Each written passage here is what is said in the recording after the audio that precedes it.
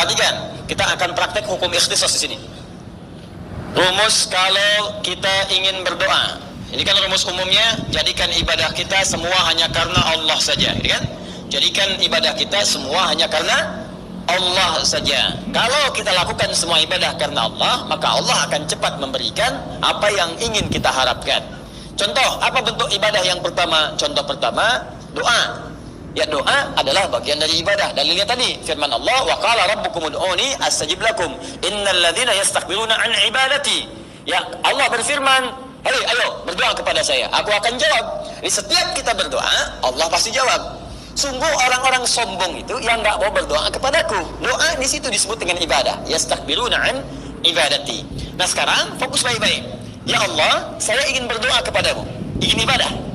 Masuk dalam kategori na'budu. Bagaimana cara memohonnya supaya apa yang kita mohonkan itu cepat dikabulkan? Maka rumus Al-Fatihahnya, jadikan doa itu dengan sifat ikhtisas. Bagaimana praktek ikhtisas itu? Cari kalimat-kalimat, cari kemas kalimat-kalimat, kata-kata yang menunjukkan di untayan kalimat itu semua permohonan tujuannya ke Allah saja, bukan kepada yang lain. Apa contohnya? Kita ambil Al-Quran surah ketiga ayat 38. Di sini kisah Nabi Zakaria alaihi salam. Bagi yang kisahnya serupa, silahkan amalkan. Boleh jadi ditampilkan dalam Al-Quran sebagai bimbingan kepada kita. Kalau punya situasi serupa, jangan cari doa yang lain, pakai doa yang ini, yang sama persis dikisahkan di situ. Nanti ada doa orang sakit, doa pengen sukses dalam bisnis ada, doa untuk keturunan ada. Nah, sekarang kita lihat ya, Nabi Zakaria, saya sedikit pelankan. Beliau itu diuji oleh Allah sebagaimana banyak kita ketahui dengan sudah berumah tangga cukup lama, diberikan gambaran di surah Maryam surah 19 dari ayat kedua khususnya sampai ayat 9 itu dengan kondisi fisik yang sudah melemah. Ya, kemudian rambutnya sudah memutih. Ya, kemudian fisiknya sudah letih. Wasta'ala ra'su syaiba. Ya, wasta'ala ra'su syaiba. Ya, ya Allah, ini fisik saya sudah letih, rambutnya sudah memutih. Walam akum bidu'aika rabbi syaqiyya. Ini dalilnya.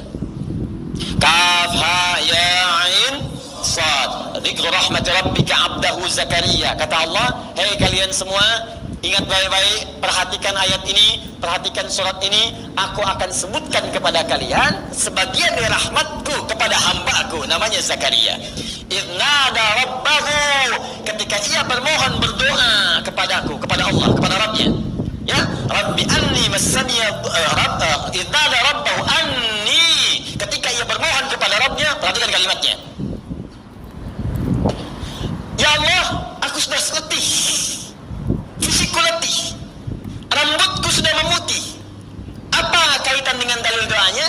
Walam akum bidu'aika rabbi syaqiyya. Tapi dalam keadaan fisikku letih, rambutku sudah memutih, aku tak putus asa dalam berdoa kepadamu. Doa ini bagian dari ibadah. Tahan. Rabbi inni wahanal azmu minni. Ya Allah, tulang-tulangku sudah mulai letih ini. Ya. Kemudian diteruskan ke rambut, sifatnya washta'ala ra'su syaiba, rambut sudah memutih. Jadi Anda bayangkan, walam akum bidu'aika rabbi syaqiyya. Tapi sejak aku berumah tangga sampai keadaan seperti ini, aku diuji belum punya keturunan, aku tak pernah putus asa dalam berdoa. Ayo, coba lihat ya kalimat ini. Bapak Ibu sudah berumah tangga, dari rumah tangga sudah menikah, maaf ya, rambut masih hitam, belum dikasih keturunan. Sampai rambut sudah putih, fisik sudah letih, artinya sudah sepuh, ya. Tapi dalam kondisi itu pun masih yakin dengan Allah, nggak pernah berpikir yang lain, nggak pernah minta-minta kepada yang lain. Masih yakin, saya khususkan doa saya kepada Allah saja, saya yakin pasti dijawab. Ini adab yang pertama. Jadi ikhtisas yang pertama itu, kalau Anda ingin memohon sesuatu, maka hadirkan puncak harapan kita yang paling dalam hanya kepada Allah saja. Walaupun situasi yang dihadapi oleh kita, kata orang mustahil, ya biarin aja orang bilang apa. Ini Nabi Zakaria lebih dahsyat lagi. Rambut memutih, fisik sudah letih, istrinya divonis oleh medis sudah monopos dan mandul. Jadi kata medis gak mungkin punya keturunan. Tapi apa yang menjadikan beliau kemudian begitu yakin doanya akan dikabul? Ini ikhtisas ini. Mustahil Bagi manusia tidak ada yang mustahil bagi Allah Subhanahu wa taala. Maka dihadirkan puncak keyakinan yang paling dalam. Saya ingin khususkan permohonan pada Allah saja yang tidak punya batas mustahil dalam kehidupan. Setelah ada keyakinan kuat ini, baru kalimatnya muncul. Perhatikan kalimatnya di Quran surah ketiga ayat 38. Fokus baik-baik. Hunalika da'a Zakaria rabbah. Maka di mihrab itu Nabi Zakaria bermohon kepada Rabbnya. Qala rabbi habli min ladunka dzurriyyatan thayyibah innaka sami'ud du'a. Fokus baik-baik. Ya, saya terjemahkan dulu. Qala rabbi habli. Ya Allah yang tidak punya batas dalam pemberian, mohon anugerahkan kepadaku keturunan. Min ladunka, dari sisimu saja. Karena orang lain mengatakan kau nggak mungkin punya keturunan. Secara medis ditolak, secara klinis mustahil. Maka aku tinggalkan mereka, aku khususkan permohonanku kepadamu saja. Perhatikan baik-baik. Innaka sami'ud du'a. Ini yang pengen saya jelaskan. Ini yang dimaksud ikhtisasnya. Innaka sami'ud du'a.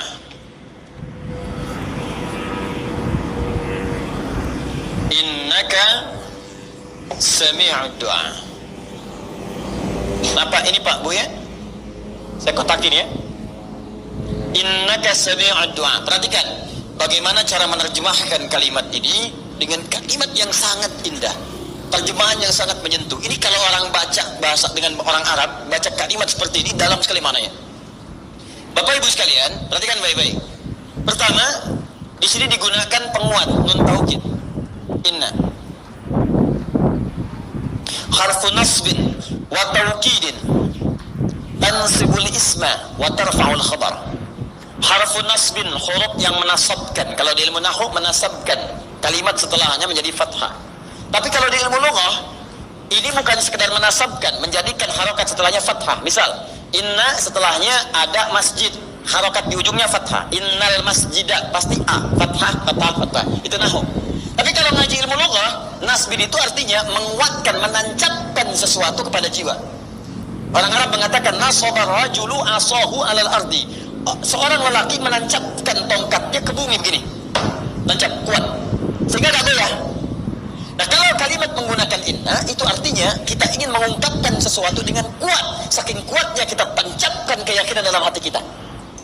Ya, jadi kalau dalam bahasa kita begini, ya Allah, saya yakin seyakin-yakinnya. Dan saya tancapkan keyakinan itu di hati saya. Gak cuman Engkau ya Allah. Sami'ud du'a, yang pasti mendengar doa saya. Saya tancapkan keyakinan itu di jiwa saya. Hanya Engkau yang pasti mendengar doa saya. Kalau pada yang maha mendengar saja tidak mengabulkan, di sini ikhtisasnya. Kalau pada yang maha mendengar saja tidak mengabulkan, lantas kepada siapa lagi aku mesti memohon? Dalam sekali. Di ketika mengkhususkan sesuatu minta kepada Allah, dicarilah oleh Anda semua kalimat yang sangat menyentuh, yang dengan kalimat itu sulit rasanya untuk mengelak. Dan sulit rasanya untuk ditolak. Ya, bagaimana Allah bisa menolak dengan kalimat seperti ini? Perhatikan, ya Allah, aku tancapkan keyakinan yang paling dalam bahwa hanya Engkau yang maha mendengar doa saya. Kalau yang maha mendengar saja tidak mengabulkan doaku, lantas kepada siapa lagi aku mesti meminta? Kalau dengan segenap keyakinan ini aku sudah memohon, belum Kau kabulkan juga, tolong tunjukkan kepada aku ya Allah, dengan cara apa lagi aku mesti memohon kepadamu? Jadi kalimat itu. Nah, jadi kalau Bapak Ibu perhatikan bahasa-bahasa Al-Quran, itu para Nabi dan Rasul itu sering mencari kalimat-kalimat dan penjabaran dari makna ikhtisas ini. Sering. Banyak sekali. Contoh, buka Quran surah ke-21 Al-Anbiya. Ayat ke-83 sampai 84. Kisah Nabi Ayub. Ya, kenal Nabi Ayub? Tidak. Awas, hati-hati. Ibu kenal Bu? Tidak. Nabi Ayub apa ujiannya? Sakit. Ya, sakitnya itu tidak seperti sakit zaman orang-orang sekarang atau bahkan sejak Nabi Muhammad SAW diutus. Beliau pernah sakit, tapi Allah menurunkan tentang kisah Nabi Ayub. Seakan ingin mengatakan Muhammad SAW kamu sakit, ada yang lebih parah dari kamu penyakitnya. Dalam keadaan sakit pun dia tidak mengeluh, tapi menancapkan keyakinan dalam jiwanya, Allah pasti akan menyembuhkan penyakitnya. Awas Bu ya, Pak ya, kunci pertama itu yakin dulu. Inna, taukid. Nasab, yakinkan. anda berdoa nggak yakin, akan dikabul Pak, Bu, akan dikabul. Ya Allah, mohon ya Allah, jadikan aku bisa mendapatkan tender besok ketika tender ya Allah. Itu pun kalau engkau yakin ya Allah, aku jadi baik. Kalau tidak terserah engkau, yang nggak akan jadi. Ya Allah, besok aku akan lamaran. Mohon ya Allah, lembutkan hati kedua orang tuanya agar menerima lamaran yang aku sampaikan. Itu pun kalau menurut engkau dia yang terbaik untukku. Minta yang yakin aja. Istighfar dulu, tarif yang baik, minta yang baik, minta dengan penuh kekuatan. Ya Allah, anugerahkan kesembuhan kepadaku ya Allah. Sekarang kita lihat bagaimana Nabi Ayub memohon. Lihat baik-baik. Quran surah ke 21 ayat 83. Wa ayyuba, pakai fathah. Ya, ngaji pakai ilmu nahwu, dipakai ilmunya. Wa ayyuba, Allah tidak mengatakan wa ayyubu wa ayyubi. Padahal mubtada di awal kalimat itu pasti rafa. Mubtada di awal kalimat pasti rafa, alamatnya dhammah.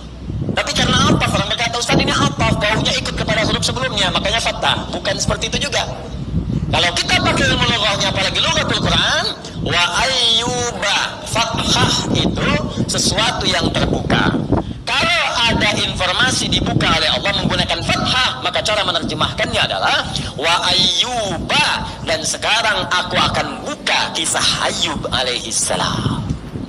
Saat aku uji dia dengan penyakit yang paling berat yang pernah dirasakan olehnya, tak pernah dialami oleh orang sebelumnya, tak akan dirasakan oleh orang setelahnya. Nah, sekarang perhatikan baik-baik. Iznada rabbahu, ketika beliau saat sakit itu tidak putus asa berdoa kepada Allah Rabbnya.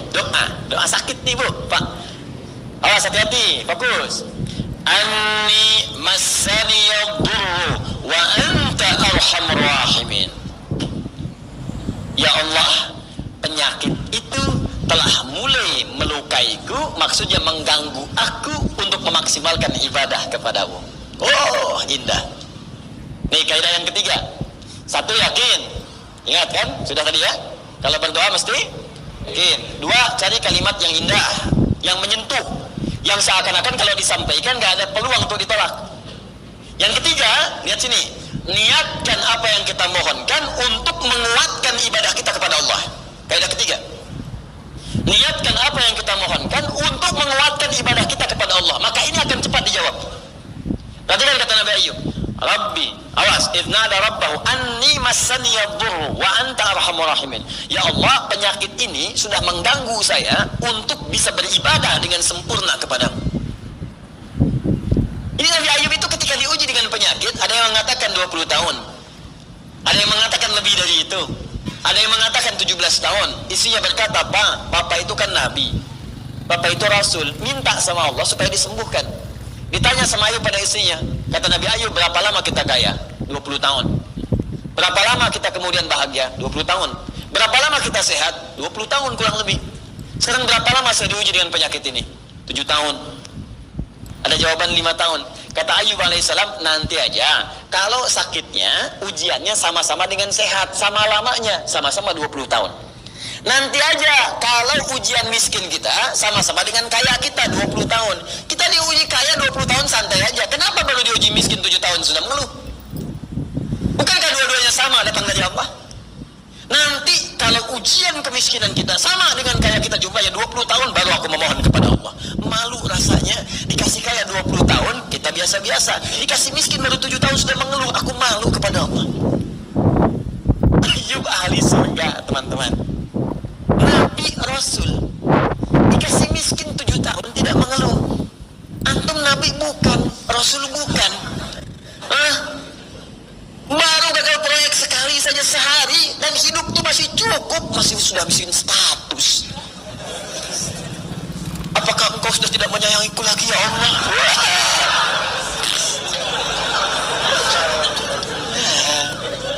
Nah, ini kadang-kadang yang seperti ini mesti kita keluarkan tuh, kita tahu gitu, kita paham. Nah, yang menarik begini, tapi ketika penyakit itu mulai mengganggu beliau untuk ibadah, kalau urusan dunia biasa, tapi ketika mulai mengganggu ibadah, sudah nggak enak lagi, sudah mulai terganggu kekhusyuan, baru minta kepada Allah. Anni massani yadurru, ya Allah, ini penyakit sudah menyakiti saya, mengganggu saya nih. Bukan karena ke fisiknya saja, ibadah saja jadi nggak sempurna. Nah, jadi diniatkan kesembuhan itu untuk mendukung ibadahnya. Lalu disambung dengan kalimat yang indah, wa anta arhamur rahimin. Sedangkan engkau ya Allah Tuhan yang paling sayang kepadaku. Kalau yang paling sayang kepadaku saja tidak menyembuhkanku, lantas kepada siapa lagi aku mesti meminta? Tuh. Beginilah, Anda itu paling perhatian kepada saya dibanding yang lain. Lantas saya punya persoalan, saya datang kepada Anda. Saya katakan begini, akhi, antum itu orang yang paling perhatian pada saya. Saya sedang punya masalah. Kalau yang paling perhatian seperti antum saja nggak bantu saya, lantas kepada siapa lagi saya mesti minta bantuan? Kira-kira ketika mendengar perasaan begitu, padahal belum minta apa-apa, ketika Anda mendengar kata-kata saya begitu, Anda ingin semakin semangat membantu atau meninggalkan dia? Pasti memberi perhatian. Apalagi Allah yang maha memperhatikan. Nabi Ayub berkata, ya Allah, engkau yang paling sayang dengan saya. Kalau yang paling sayang saja tidak mengabulkan saya, tidak memperhatikan saya, tidak menyembuhkan saya, lantas kepada siapa lagi saya mesti meminta? Dan saya pun saat minta ini, ya Allah, bukan untuk dari dunia, untuk ibadah kepadamu. Kalau untuk minta ibadah saja tidak engkau permudah, lantas bagaimana saya mesti ibadah kepadamu? Jadi kalau Anda mau minta kepada Allah, jangan cari dunia. Perkuat ibadah kita. Kumpulkan akhirat kita. Ya Allah, saya selama ini sudah berusaha untuk sholat, namun saya khawatir ya Allah kalau saya wafat, saya belum bisa menunaikan perintahmu untuk berzakat ya Allah. Berikan saya kemampuan sebelum wafat untuk berzakat ya Allah, 25 juta aja. Itu cerdas, mintanya dengan cerdas. Zakat 25 juta itu, zakat itu berapa persen? 2,5%. Artinya kalau minta zakat 2,5% nilainya 25 juta, dikasih oleh Allah berapa? 1 miliar. Jadi banyak. Jadi Allah tuh ngasih kita 1M 25 juta pakai buat zakat, 925 jutanya ayo pakai buat zikir, bangun rumah ya, buat diisi sholat, diisi ibadah, gitu caranya. Mulai dicatat tuh. Caranya begitu. Jadi kalau antum minta untuk dunia saja, iman antum di mana? Sebab yang minta rumah juga banyak, non muslim aja minta, yang nggak beriman aja minta. Apa bedanya? Ya Allah, saya menginginkan semua orang sadar bahwa nikmat itu bersumber darimu. Berikan aku kesempatan untuk membuktikan ya Allah, bahwa dengan kendaraan pun aku bisa beribadah kepadamu. Ya Allah, mohon ya Allah, mudahkan aku untuk mendapatkan modal itu, supaya aku gunakan untuk ke talim, aku gunakan untuk sholat subuh. Itu besoknya dikirim NMAX. Gak nanggung. Kadang-kadang ada yang minta motor dikasih mobil, ada. Ya, ada yang minta mobil kasih sepeda, ada. Itu lebih banyak. Lebih banyak. Nah, jadi yang pertama, ikhtisas ini ada 3 ya. Pertama, niatkan dengan utuh. Tujukan hanya untuk Allah saja, yakin. Yakin dulu. Jadi kalau keyakinan nggak ada, susah. Nah, yang kedua, cari kalimat-kalimat yang menyentuh, yang lembut. Ya. Sama Nabi Isa kan begitu juga ketika umatnya salah kan? Ya Allah, ya Allah, jika engkau ingin menghukum mereka, in tu'adzibhum fa innahum ibaduk. Kalau engkau ingin hukum mereka karena salah, mereka hamba-Mu ya Allah. Tapi kalau engkau ampuni mereka ya Allah, maka engkaulah memang yang maha penyayang dalam kehidupan ini.